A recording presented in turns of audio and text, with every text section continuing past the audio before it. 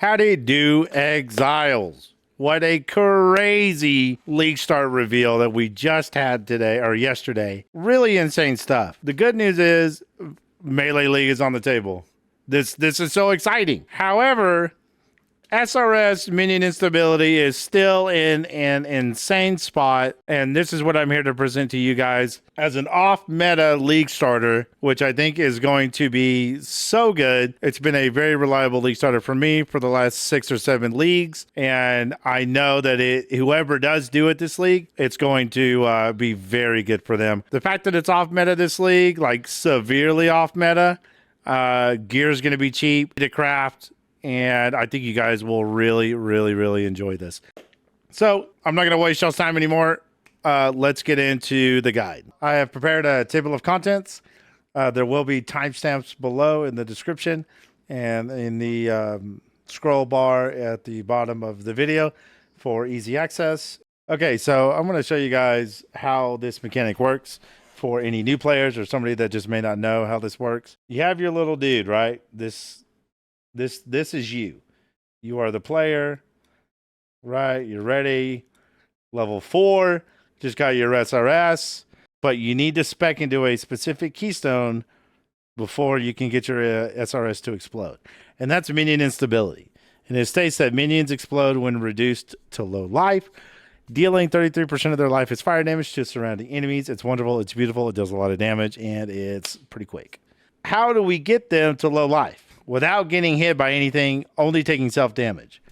So what we do is we run Infernal Legion support, which they take 40% of their life as fire damage. And we also run the Tavukai Amulet, which makes them take 20% of their life as chaos damage. Right? So you're here, you're in the mud flats, and you summon a beautiful SRS. And he's really upset, and he wants to go kill something. So as soon as you cast it, he's already taking damage. Like he's already messed up. He's trying to get to his destination immediately. And then we have a bunch of little dudes here, right? They're unhappy too. They're like, "Hey, get out of our flat, get out of our mud. This is our mud." And then by the time he shows up here, right, he's gonna explode, and a big ball of fire, because he has thus hit low life, and he will explode for 33% of his life as fire damage. And that is the entire mechanic. And then all these guys, they die. There's nothing left of them. And if there's anything left, they're not going to last that much longer after the next one just melees them. Right? So you cast, it immediately starts taking damage. By the time it hits mobs, it's going to hit low life, and then it will explode. And that's the basis. That's like the base mechanic of Minion Instability. Summon a minion, make him hit low life. And these guys will take damage from other sources besides the support gem and the Tavukai. As a base, this is what really causes them to get to that point as quickly as possible, because, you know, it's PoE. We want to go fast. So this is how the mechanic works. Obviously, this is for new players. And so next, we're going to get into the passive skill tree. So this is our first skill tree. All this will be in the POB. The first thing we want to do is we want to make a direct path to Minion Instability. I like to go for it as early as possible. And shortly thereafter, you will get your Infernal Legion. And then you're doing the same thing all the way until Ubers. You know, casting, and then they blow up. And let's not forget our masteries either. Very important these masteries are. We have 30% increased minion life, 15% reduced life regen. This is really big for us for this build. So they regen less life, which means that they die quicker, and they get more life, or increased life, so they deal more damage. Then we also pick up a life mastery, so we get 30 plus max life. And then we come down to the southwestern wheel on our way towards the left side of the tree, and we pick up 8% minion elemental penetration against cursed enemies. Now for our second lab, we go with Mistress of Sacrifice. You can do this a few different ways. You can go Bone Barrier, you can go Early Commander of Darkness. I think, you know, I personally like to go Mistress of Sacrifice and then save my third lab for Commander of Darkness, because that's when we get that influx of res right before we hit maps, and it makes our SRS pop a little bit slower. And hopefully by that time and or early maps, we are really close to getting Tavukai. And then typically, at least what I did last league, is I saved Bone Barrier for my Uber lab, and it worked out really well. In this section of the leveling guide, we're moving more into health. We're hitting a lot more minion nodes, as well as starting to get some of our early blocks set up. And we should feel considerably tanky moving into mapping. So for our third lab, we're going to take Commander of Darkness. This is going to allow us to kind of set ourselves up for mapping, like resistance wise, give us an easy transition from campaign to mapping. And hopefully by this point, we will have secured a Tavukai and or very early in the maps. And we want to get that Tavukai as soon as possible. As soon as possible. Preferably with one with negative chaos reds, but beggars can't be choosers. And then we have our masteries. We have our minion mastery, 30% minion area of effect. We have a shield mastery, which is 1% chance to block per 5% chance to block on equipped shield.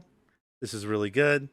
And then another minion mastery, which is 20% increased effective offerings. This mastery will give us quite a bit more block on our character because we in fact went Mistress of Sacrifice, and we are getting a portion of our offerings bonuses applied to our character.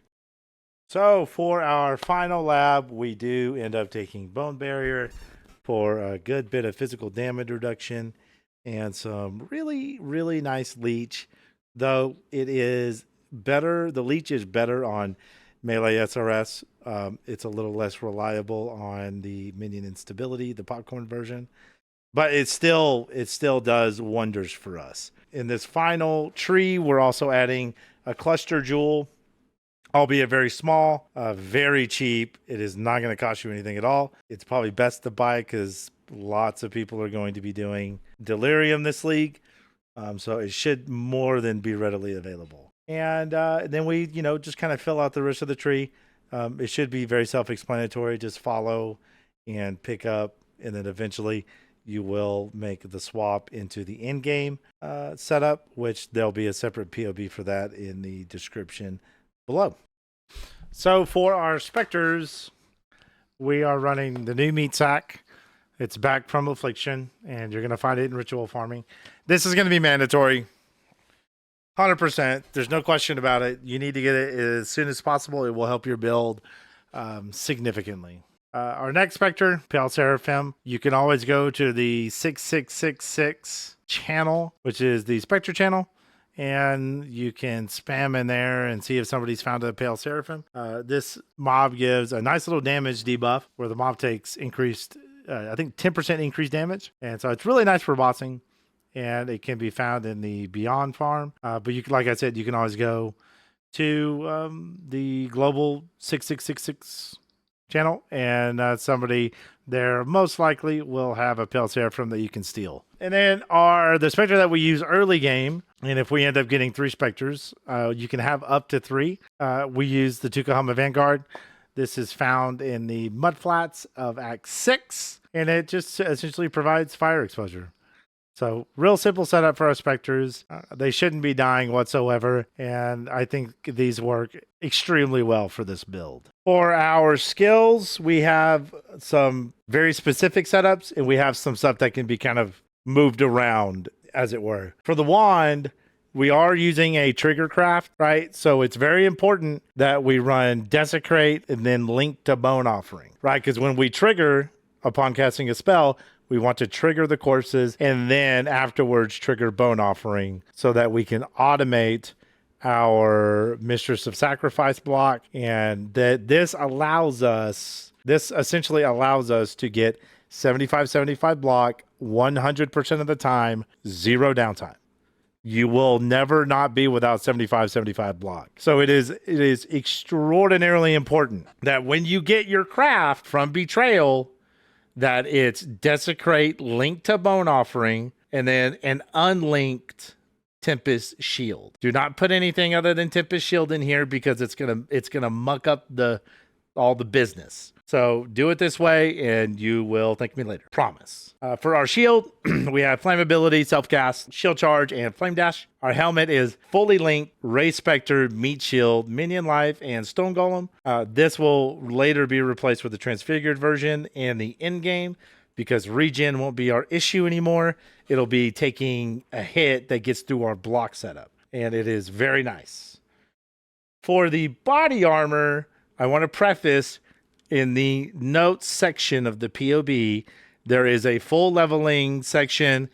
I tell you where to get your stuff in the library, how much it costs, and what your main 4-link setup is going to be. But for your 6-link, okay, we run Summon Raging Spirit of Enormity, Fire Pin, Ink, Critical Damage, Minion Life, Unleash, and Infernal Legion. Now, for general mapping, once you get up to a certain point and once your Legion, or excuse me, once your SRS get like really, really big and you start getting some of that big damage, I would personally swap out Unleash for Ignite Prolift just for mapping. And what I do is I just summon them individually and just over and over and over. I'm just constantly summoning and they're constantly exploding and then Ignite Prolifting packs. I don't like Unleash for general content. For bossing, for like true bossing like Eater, Exarch, etc., I like to run Unleash. I think it just feels better.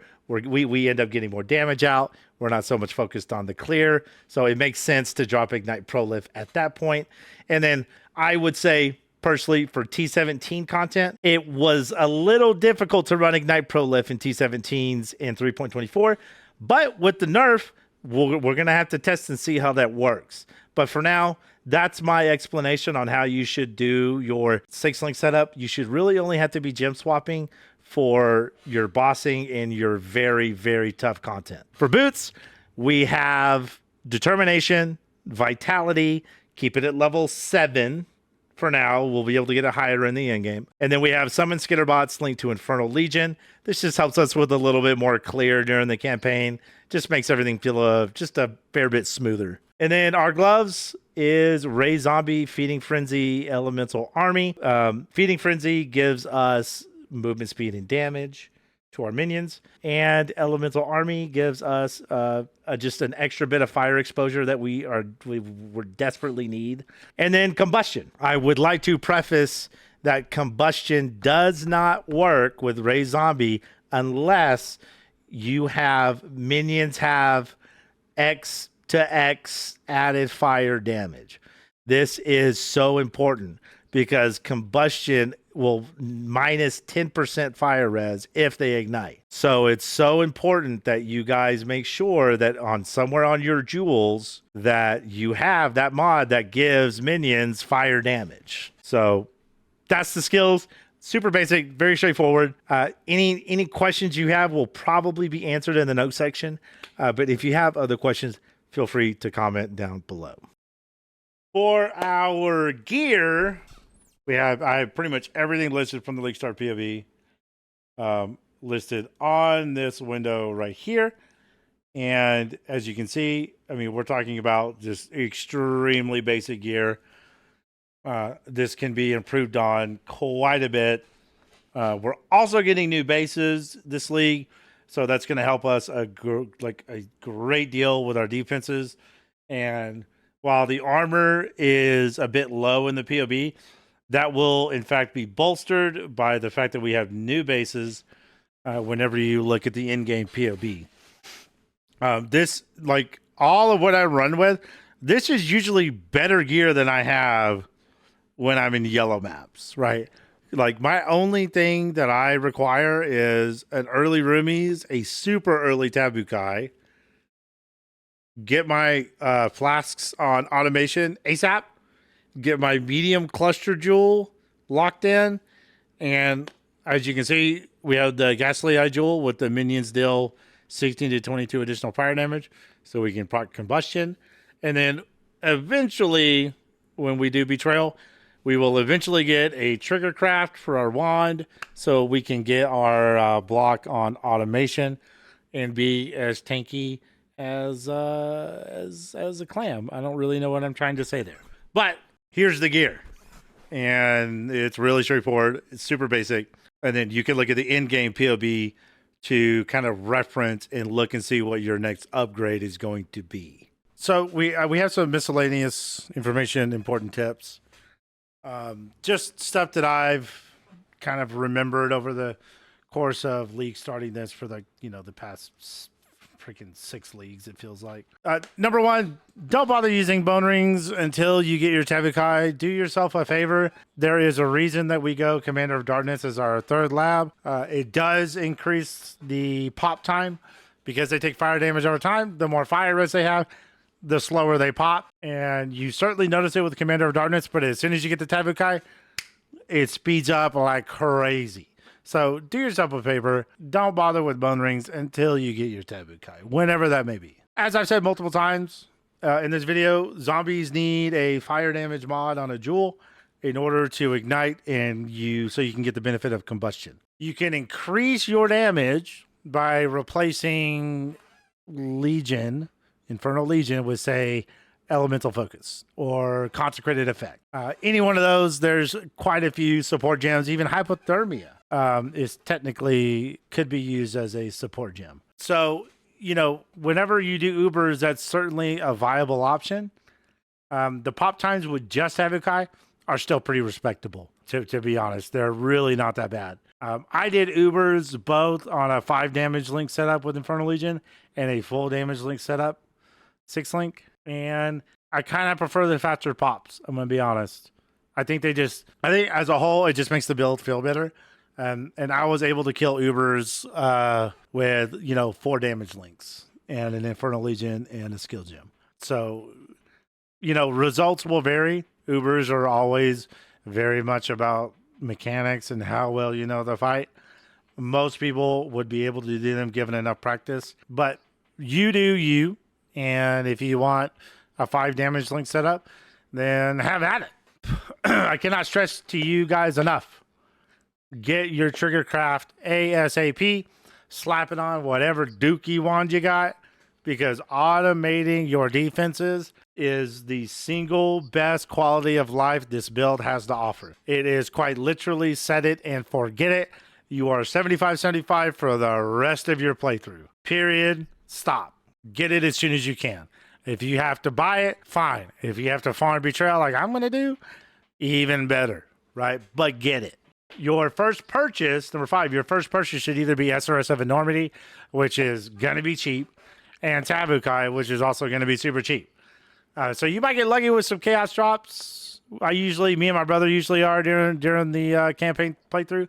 And so I'm usually got Tabukai, super early white maps. It is one of the first things I buy. I typically buy SRS of Enormity first. Sometimes it's 5 chaos, sometimes it's 10. I've had it be 1 before, but your first 2 purchases should be one of those 2. And just a quick note about Unleash versus Awakened Unleash. With Unleash, you're able to summon 4 at a time. Okay, we have a max of 6. I don't know what to do about that. You would really have to invest a lot into a cast speed. And then you have to worry about what your pop time is. Are you able to efficiently get stuff out? I don't really like to worry about that kind of stuff. I just want to use Unleash and summon the most that I can summon at any given time. And with normal Unleash, it's 4. So you're getting 4 out of 6 every time you cast. You can recast to get the next 2. And so technically you have 6 on the field. I don't really do that. I just summon my group and then I wait for the next group and then I wait for the next group, so on and so forth. It's technically less efficient, but I'm about just chilling. I just like to chill with these builds. So I go for ease of use over maximum min-max damage, right? So, but with an Awakened Unleash, you're able to summon 5. So we're almost at that cap of 6, but not quite. So it is absolutely worth, with an Awakened Unleash, to buy it. It is worth every penny. You will summon 5 out of 6 instead of 4 out of 6, and your damage will go up. And lastly, we have the help notes section of the POB. I recommend everyone play this build with a POB. The in-game POB most likely will not be getting a video. It is literally the same playstyle, the same defense automation, just different, slightly different trees, a slightly different jewel setup for our defenses, and a slightly different skill setup. It's really mostly the same. And I mean, obviously the gear, but I kind of figured that kind of went without saying. But I do truly recommend everyone use POB, import it, get all that stuff set up, and it is truly an invaluable tool. And the people that work on it do God's work for this game. But for those who may or may not be using POB, here is the help notes section to give you a little bit more, just to give you a little bit of a nudge in the right direction if you have any questions. That's it, boys. I want to thank you guys, those that stayed literally the entire video. I honestly was not planning on it being this long, but it's such a good build. And I truly want everyone who plays this to have an incredible league start. I take personal offense and I have failed if you guys do not have a successful league start. And it's very important for me that you guys have one. So if you guys enjoyed this content and you like my videos, please do me a huge favor and like and consider subscribing to my channel. I'm going to try and do better about uploading, but unfortunately I've had some health issues and I do focus on my job quite a bit, my actual real life job. But I would love you guys' support. And beyond that, look for some more uploads. And that's it. Hope you guys enjoyed. Take care of yourself and God bless.